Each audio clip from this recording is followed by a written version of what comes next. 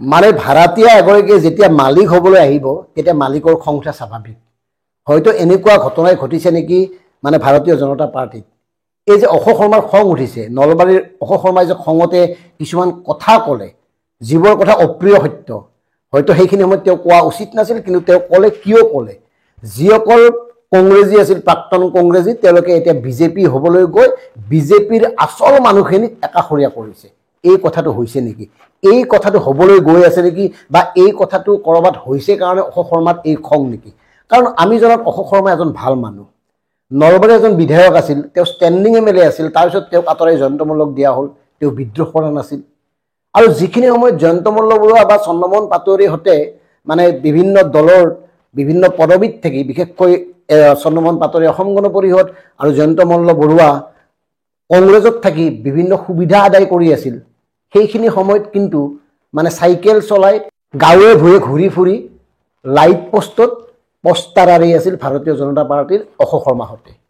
আৰু অশোক শৰ্মাহঁতে যেতিয়া তুলি তালি দিন ৰাতি একাকাৰ কৰি ভাৰতীয় জনতা পাৰ্টিৰ বাবে কাম কৰি আছিল, সেইখিনি সময়ত অশোক শৰ্মাৰ দৰে মানুহসকলক সাধাৰণ জনতাই ঠাট্টা কৰিছিল, বিজেপি কৰিব আহিছে বুলি ইটিকিং কৰিছিল।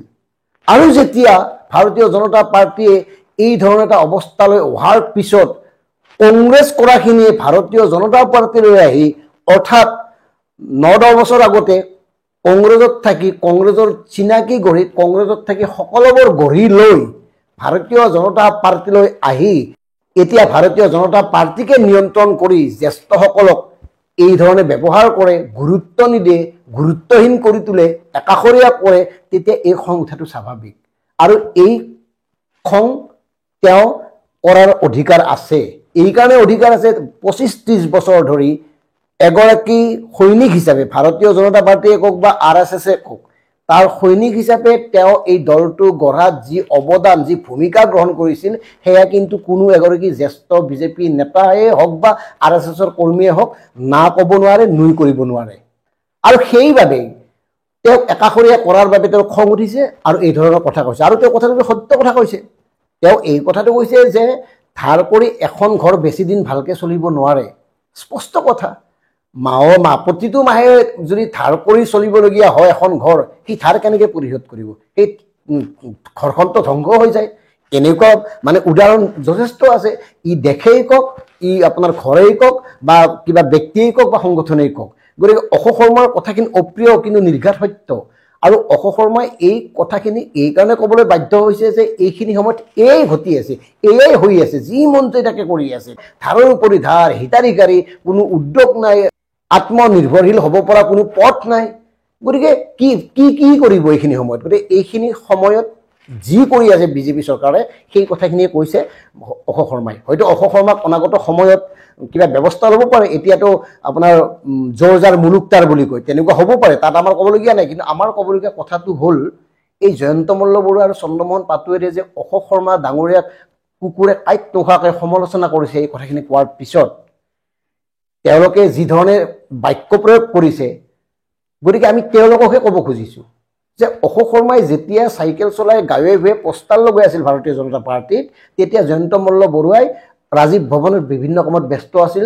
ৰাহুল গান্ধীৰ জনপ্ৰিয় হ'বলৈ গৈ দিল্লীলৈ অহা যোৱা কৰি আছিল। তৰুণ গগৈদেৱক এবাৰ লগ পাবৰ কাৰণে তেখেতৰ বাসভৱনত ঘণ্টাৰ পিছত ঘণ্টা পৰ দি আছিল। হয়তো তেনেকৈ জ্যেষ্ঠ নেতাসকলক তৈলমৰ্দন কৰি আছিল। কিন্তু ইয়াৰ বিপৰীতে যিসকলে মানুহৰ তুচ্ছ তাচ্ছিল্য ইতিকিঙকো আওকাণ কৰি, কেৰেপ নকৰি কেৱল ৰাষ্ট্ৰৰ স্বাৰ্থত ভাৰতীয় জনতা পাৰ্টিক প্ৰতিষ্ঠা কৰাৰ কাৰণে সংগঠন অব্যাহত ৰাখিছিল, সেই মানুহখিনিক যদি আজি এই ধৰণে কৰা হয় তেতিয়াহ'লে কি হ'ব? এতিয়া ৰাজেন গোসাঁইৰ বা আপোনাৰ বিজয় চক্ৰৱৰ্তী, এই পূৰ্বৰ RP শৰ্মা, অশোক শৰ্মা, ৰমেন ডেকা আৰু বহুত আছে তেনেকুৱা। গতিকে আমি সেইকাৰণে ক'ব খোজা কথাটো হ'ল ভাড়াতীয়া হয়তো মালিক হ'ব আহিছে।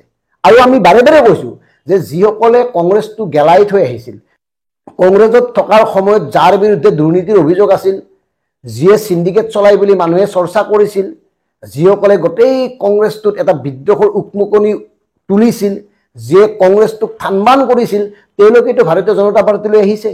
আৰু তেওঁলোকে যে ভাৰতীয় জনতা পাৰ্টিকো কংগ্ৰেছৰ নিচিনা নকৰিব, এই কথাটো কোনে গ্যাৰাণ্টি দিব হয়তো এই কথাৰ ইংগিত পায়ে কিছুমান কথা ক'বলৈ বাধ্য হৈছে অশোক শৰ্মাৰ দৰে জ্যেষ্ঠ বিজেপি নেতাসকলে